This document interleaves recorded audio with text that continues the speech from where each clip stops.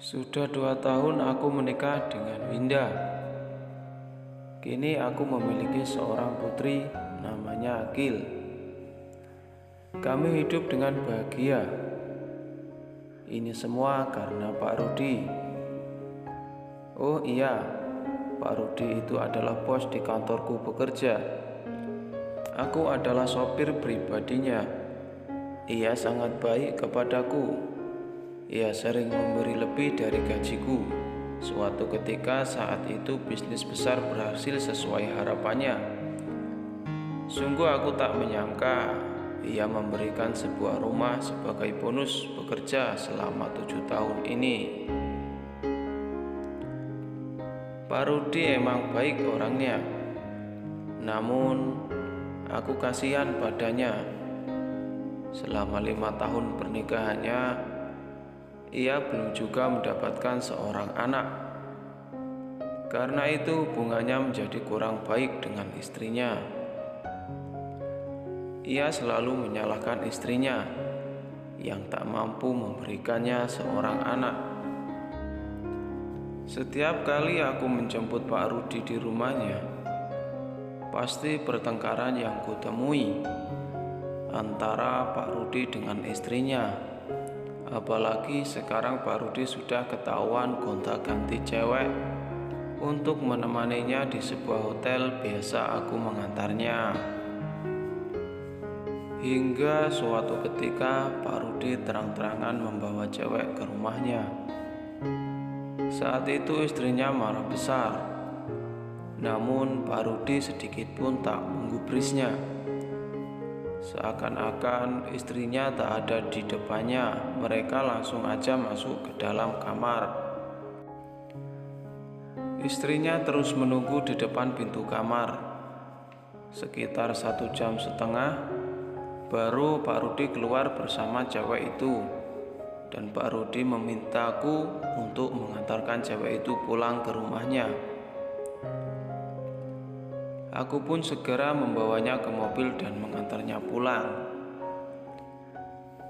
Keesokan harinya, aku dipinta Pak Rudi untuk menjemput cewek yang berbeda lagi. Setelah alamat diberikan kepadaku, aku segera ke sana walaupun sebenarnya hatiku berat. Karena itu nantinya pasti akan menjadi pertengkaran lagi dengan istrinya. Baru sampai di depan pintu rumah Pak Rudi, istrinya terdengar marah-marah dan kudengar beberapa pun banyak cewek yang kamu tidurin pasti tak akan hamil karena kamu mandul. Teriak istri Pak Rudi yang terdengar begitu marah. Aku pun mengetuk pintu dan masuk ke dalam. Aku pun bisa membalas selingkuh asal kamu tahu, kata istri Pak Rudi kepadanya. Namun Pak Rudi tidak menggubris dan langsung masuk ke kamar bersama cewek yang baru saja aku bawa.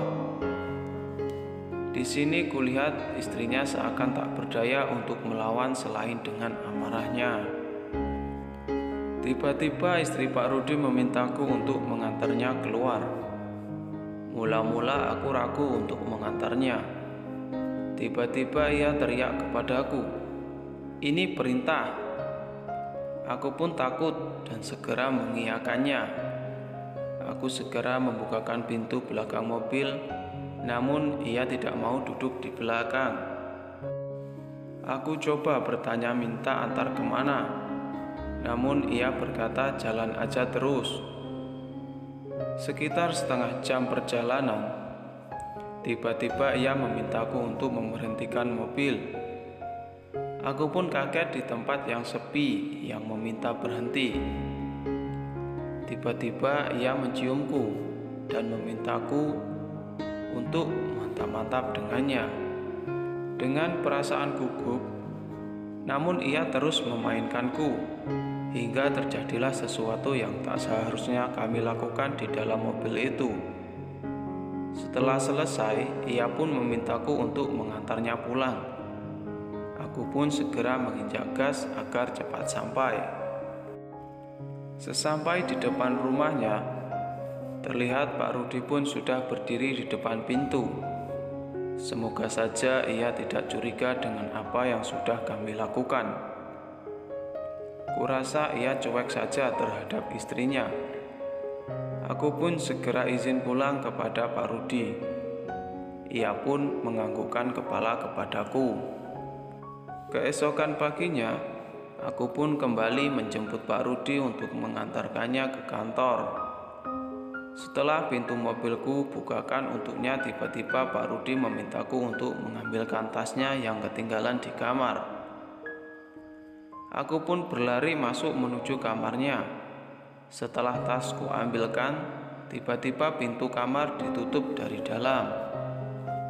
Ternyata istri Pak Rudi, ia meminta untuk mantap-mantap denganku. Namun aku menolaknya, tapi ia terus menciumku. Aku berkata, "Pak Rudi sudah menungguku, nanti kita ketahuan." Aku pun bergegas meninggalkannya. Sesampai di mobil, aku segera menyerahkan tas itu. Tiba-tiba Pak Rudi berkata, "Kenapa lama mengambil tasnya?" Aku hanya diam, kemudian ia berkata lagi,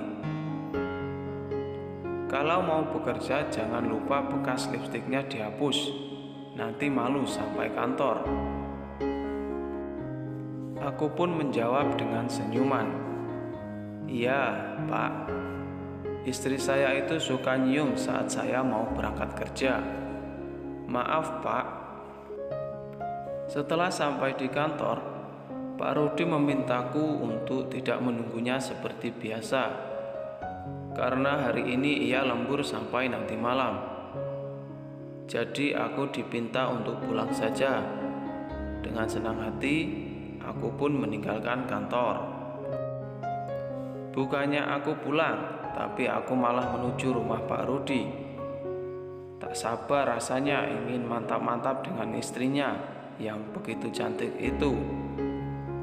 Sesampai di depan rumahnya, aku membunyikan klakson. Tak lama keluar istri Pak Rudi. Aku pun mengajak istrinya untuk mantap-mantap di luar sana. Namun ia menolak dan meminta untuk melakukan itu di kamar saja. Kami pun melakukan itu lagi sampai kami benar-benar puas. Hingga perut ini terasa lapar dan ingin segera mencari makan. Pintu kamar kami buka perlahan, sungguh hal yang tak terduga. Pak Rudi sudah berdiri di depan pintu. Entah dari kapan aku pun tak tahu.